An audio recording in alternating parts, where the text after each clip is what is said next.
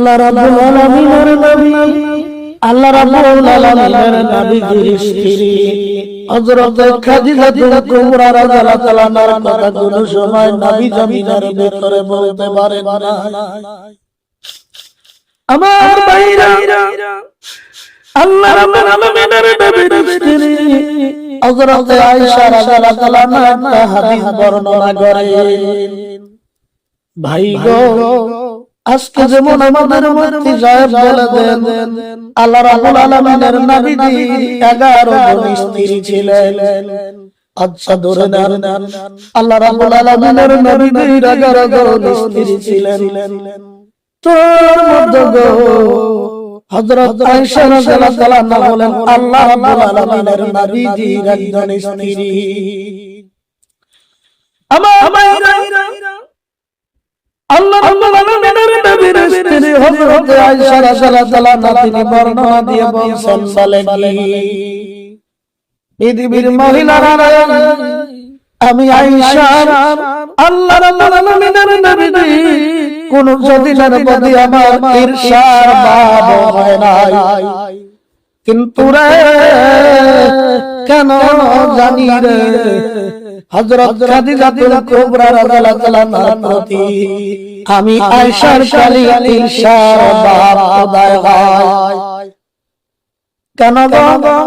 আল্লাহ রাব্বুল আলামিনের নবীর স্ত্রী হযরত আয়েশা বলেন আল্লাহ রাব্বুল আলামিনের নবীর কাছে সুন্দর বড় খাবার যদি আমি তৈরি করে নবীর সামনে দিতাম, আল্লাহ রাব্বুল আলামিনের নবী ওই ভালো ভালো ভালো ভালো ভালো খাবারগুলি দাগা দিয়ে সরিয়ে দিতেন।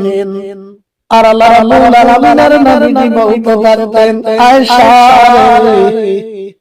আজকে তুমি আমার কাছে খানাগুলি নিয়ে দূরে সরে দাঁড়িয়ে থাকো। আয়েশা যদি আমার স্ত্রী হযরত খাদিজাতুল কুবরা রাদিয়াল্লাহু তাআলা এই পৃথিবীর জমিনের ভিতরে থাকতো, আমার খাদিজা আমি বিশ্বের নবী আমার সঙ্গে বসে একসাথে খানা খাইতো। আল্লাহ রাব্বুল আলামিনের নবীর স্ত্রী হযরত আয়েশা রাদিয়াল্লাহু তাআলা বলেন আল্লাহ রাব্বুল আলামিনের নবীর আদত ছিল বলে আল্লাহ রাব্বুল আলামিনের নবী নিজে যদি বকরি জবাই করতেন নিজে খাওয়ার জন্য, আল্লাহর নবীজি নিজের চাকু হাতে লইয়া ওই বকরির ভালো ভালো ভালো ভালো মাংসগুলি কেটে আল্লাহ রাব্বুল আলামিনের নবী টপলা বানাইয়া মদিনার ঘরে ঘরে ঘুরতেন আর তালাশ করতেন কোথায় আছে হযরত খাদিজাতুল কুবরা রাদিয়াল্লাহু তাআলা আনহার বান্ধবী। আল্লাহ রাব্বুল আলামিনের নবী সঙ্গে সঙ্গে হযরত খাদিজাতুল কুবরা রাদিয়াল্লাহু তাআলা আনহার বান্ধবীর কাছে চলে যেতেন। আল্লাহ রাব্বুল আলামিনের নবী বলতেন ও খাদিজার বান্ধবী আজকে আমার খাদিজা জমিনের ভিতরে নাই, এই মাংসগুলি আমি খাবো। খাদিজার কথা আমার মনে পড়ে, এই জন্য আমি মাংসগুলো খাইতে পারি নাই। খাদিজার বান্ধবী রে এই মাংসগুলি তোমার কাছে আমি পৌঁছে দিলাম, তুমি আগে রান্না করে খাও, তারপরে আমি বিশ্বের নবী এই মাংসগুলো জমিনের ভিতরে রান্না করে খাবো। সুবহানাল্লাহ। আমার ভাইরা, আল্লাহ রাব্বুল আলামিনের নবী এমন এমন এমন এমন যত্ন করতেন। আল্লাহ রাব্বুল আলামিনের নবীকে হযরত আয়েশা রাদিয়াল্লাহু তাআলা আনহা প্রশ্ন করলেন নবী গো খাদিজার মতো মহিলা মনে হয় তামাম পৃথিবীর জমিনের ভিতরে আর নাই। আল্লাহ রাব্বুল আলামিনের নবী খুব মজা করে সুরে আল্লাহ রাব্বুল আলামিনের নবী বর্ণনা করলেন ইনহা বাহানা শব্দ বগারিতে আছে। আল্লাহ রাব্বুল আলামিনের নবী বললেন আয়েশা সত্যি রে আমার খাদিজার মতো মহিলা তামাম পৃথিবীর জমিনের ভিতরে নাই।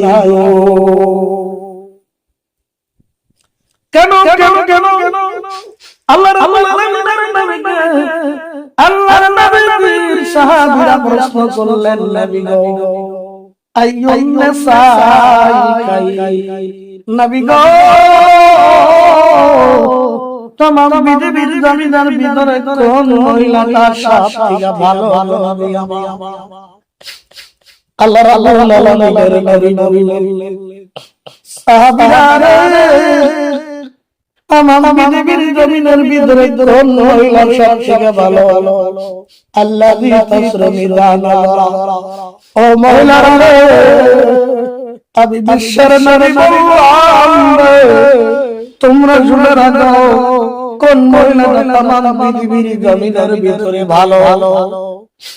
তোমার স্বামী যখন দিল্লি চলে গেল, তোমার স্বামী যখন বোম্বাই চলে গেল, তোমার স্বামী যখন বাড়ি থেকে বাড়ির বাইরে চলে গেল, আর তোমার স্বামী যখন বাড়ির ভিতরে প্রবেশ করেছে, তুমি এত সুন্দর রমণী হিসেবে থাকবে, তোমার স্বামী বাইরে কষ্ট করে বাড়িতে বেরার পরে তোমাকে দেখার সঙ্গে সঙ্গে যেন মুস্কি মুস্কিয়ে যায়।